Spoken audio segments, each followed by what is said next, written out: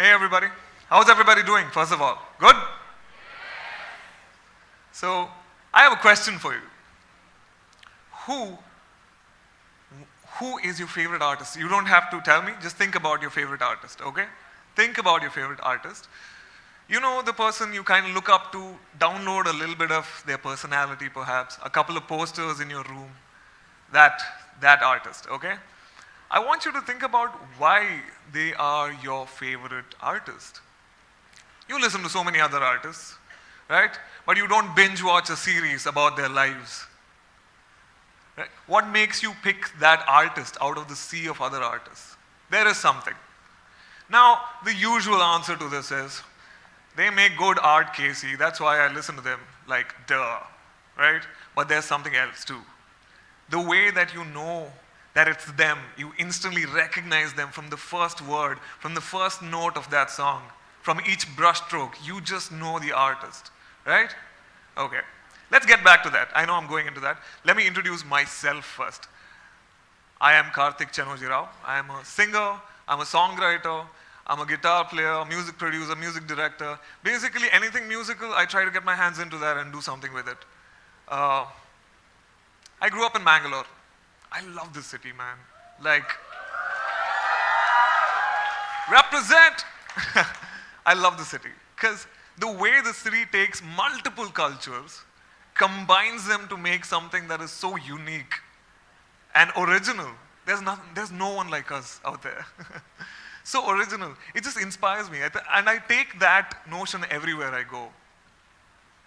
My parents are from different religious backgrounds. And I think the different ideologies kind of influenced me as I was growing up.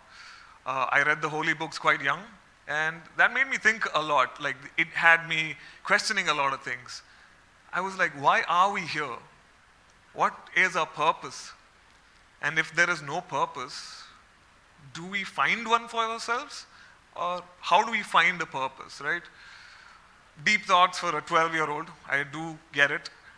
But I also was thinking about which ideology would give me super saiyan powers the fastest. So I think that kind of balanced it, still a kid. But I think the purpose aspect of these thoughts kind of stuck with me. I was an awkward kid. I still am quite awkward. Very shy, I wouldn't talk much. I didn't quite fit in with the general people in my classroom. My friends were always distant. I was friends, I had friends, but I didn't feel like I fit into anything. I still don't feel like I fit in anywhere. I got bullied a lot because of that. I felt alien, even to myself. Like, I felt alien to myself. I was like, why am I like this? So I changed schools. I went to a different school. I thought, brand new beginning, blank slate, let's do this. And tie fish, everything went back into the same routine. But then one day, I stumbled across my friends, classmates, who were practicing for a Talents Day event. One of them was playing a guitar, the other was playing keyboards, the other was playing bass and drums, and two of the singers were harmonizing with each other. And until then, I had never seen an actual guitar or any musical instrument for that matter. I was in high school, I think. And I just went, this is so amazing. This is magic. Like, my brain could not comprehend what was going on over there. Different people playing different things, doing different things, but coming together to form one cohesive sound, a song. And to me, that was so beautiful. I just felt so excited. And I was sold on the idea of music. I immediately wanted to be involved, do something, so I annoyed my friends. I would go to them, ask them questions about music. Luckily, singing came easy to me. My parents are musical, and screaming NCC commands twice in a day, in a week, at high school really helped with my voice, I think. But it comes back to the purpose aspect of it. I finally felt like I fit in. Whilst I was singing with my friends, I had a purpose. I felt like maybe this is what I'm supposed to do. And for the first time in my life, I felt normal to myself. I think music made me feel that way. So I I finished my 12th. I got myself a part-time job. I think I did some event management for Airtel in Manipal. Got myself a little bit of money, and I bought myself my first guitar. And it wasn't 1969, but I played that guitar till my fingers bled. And then I did what any aspiring teenage musician in India would do. I went and I joined an engineering college. Thank you for coming for a TED Talk. That was the end of my musical career. Don't get me wrong. I mean, I chose engineering because I love science, I love tech, and I love knowing how things work. And academically, I was pretty good at it too. I got really good grades out of my 12th in science. But my college just failed to inspire me to do anything regarding that.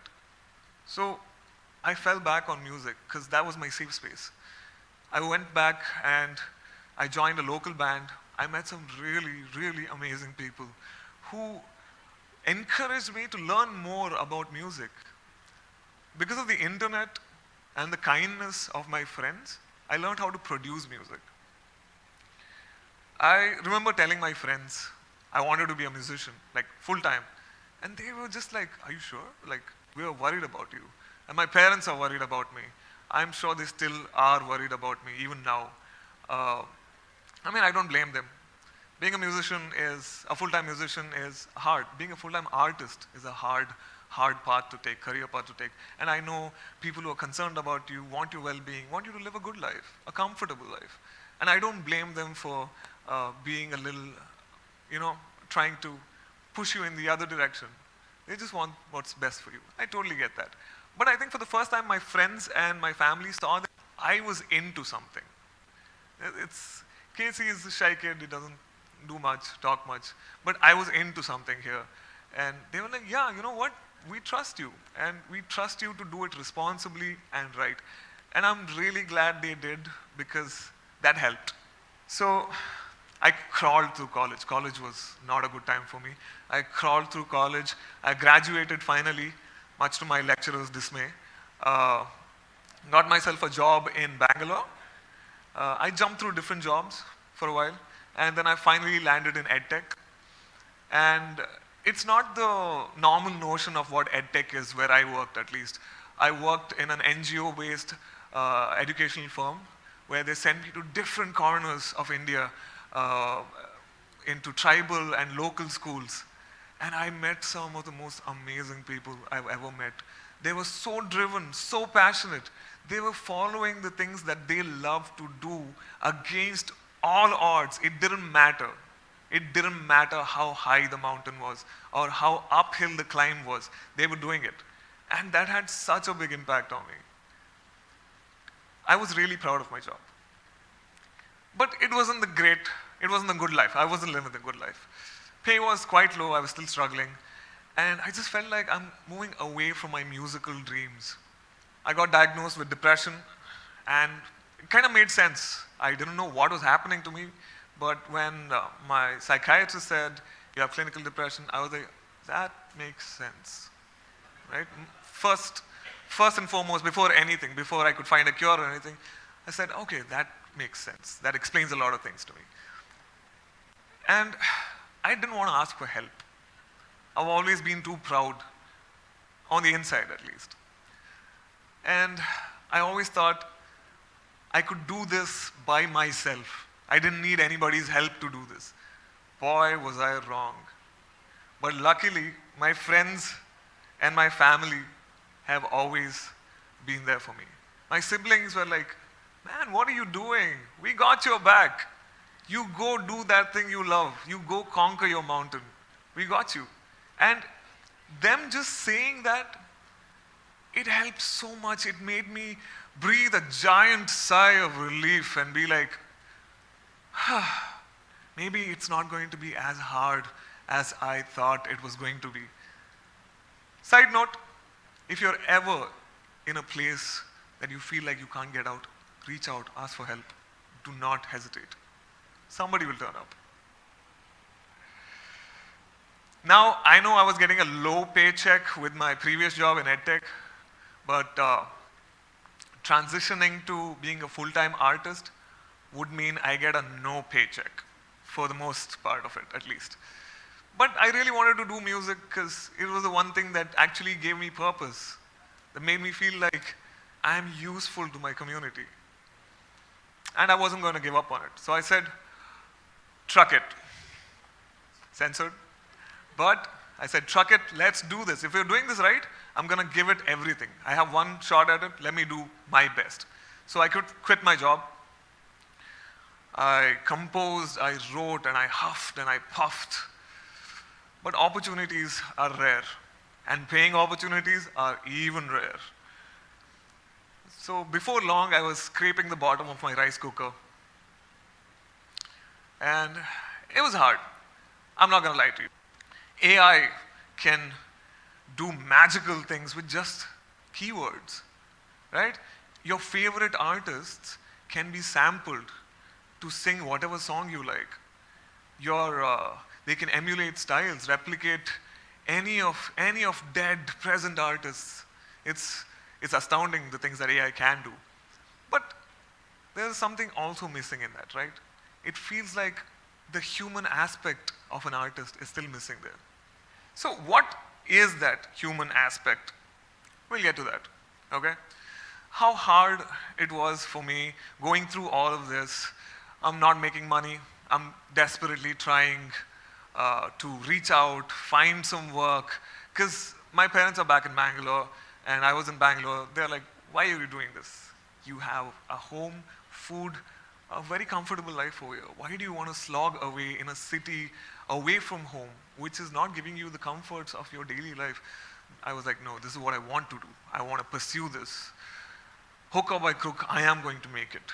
I am not going to go out like a nobody. Everybody is going to know my name, and they're going to say it back to me. I knew in my heart that it's going to happen. I have to believe in myself first. So what I did was I focused back on myself. Instead of trying to sound like somebody else and follow trends and be mediocre at it, I said I will work on my skills. I took up multiple projects. Most of the projects did not pay me, but I cherry-picked the projects that helped me grow as a musician, as a music producer, that helped me get more experience. I met more people. My network, my contacts increased. I didn't get paid, true, but I think I was getting paid in, I wouldn't say exposure, it's such a bad term. I think I learned. It was an educational process for me. I was growing. I was learning things. Like I said, so AI can do a lot of things. But the one thing that it can't replace, what is it? Okay? AI can do a lot of stuff. Right, I get it. But what is it about an artist that AI can't replicate? It's their story.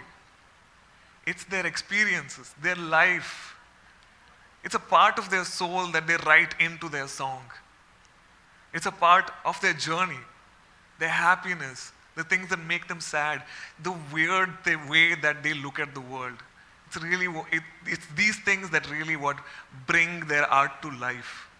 So, back to your favorite artist now. So you're thinking about your favorite artist, why they are your favorite artist. So there's a lot of ways to go about this.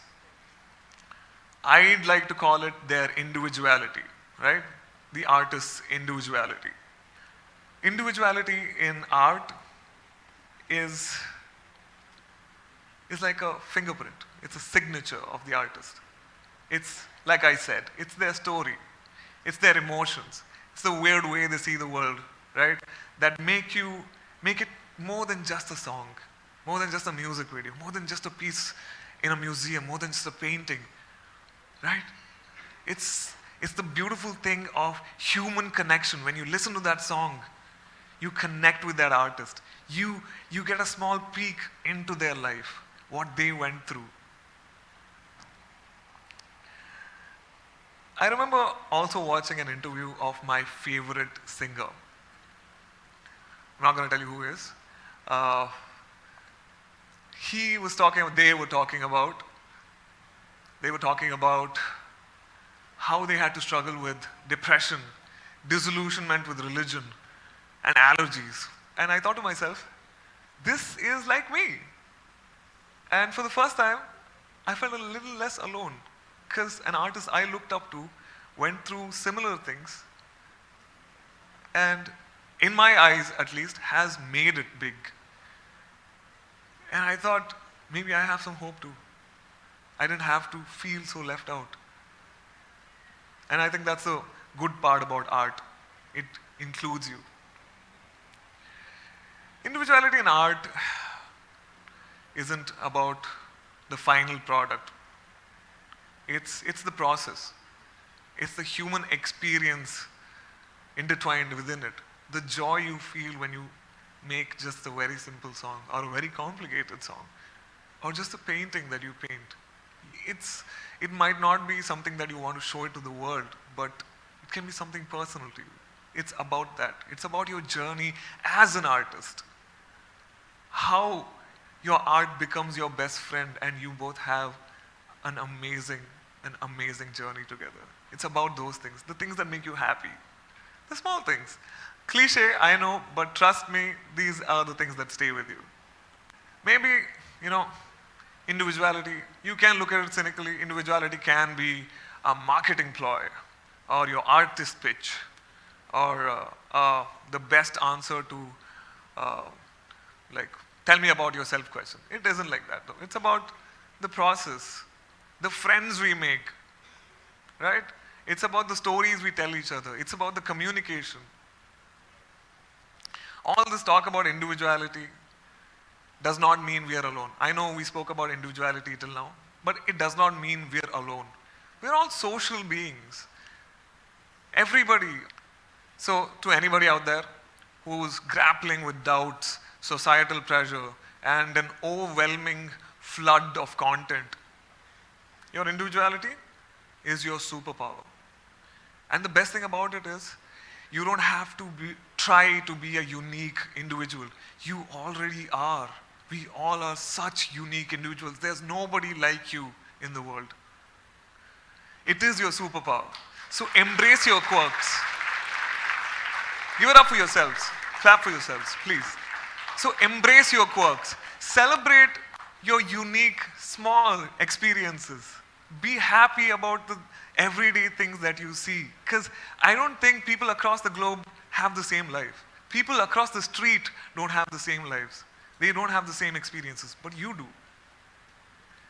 And watch that individuality, that part of your life. Breathe life into your art and make it the most unique thing that is out there. So I am a musician, so how about we do a song quickly?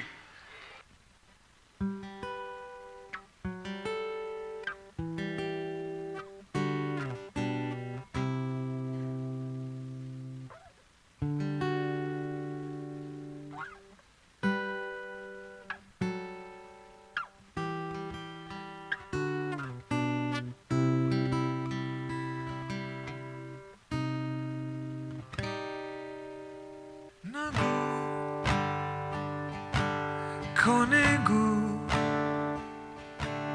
ನನಗೂ ನಿನಗೂ ಹುಳಿಯ ಮರದಲ್ಲಿ ಜೇನಿನ ಜಿನುಗು ಓ ನಿಂತ ಪಯಣ ಖಾಲಿ ಕವನ ಬರದ ಕನಸಲಿ ನಿನ್ನದೇ ನೆನಪು ಓ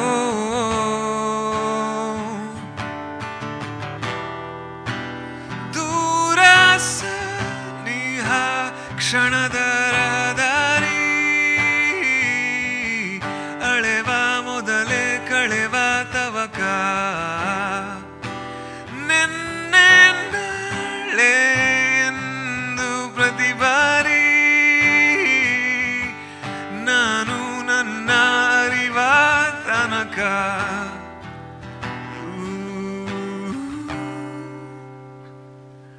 ಕೊನೆ ಮೊದಲು ಹಗಲ ಇರುಳು ಅಲೆಯ ಕಾಯುತ್ತ ಕಾದಂತೆ ಮರಳು ಓ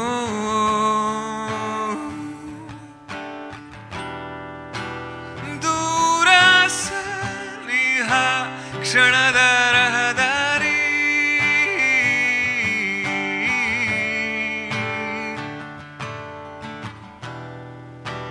ನಿನ್ನೆ ನಾಳೆ ಇಂದು ಪ್ರತಿಬಾರಿ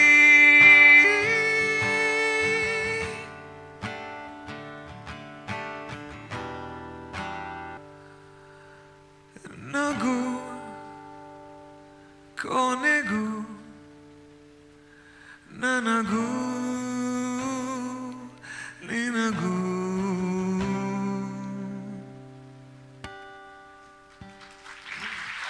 ಥ್ಯಾಂಕ್ ಯು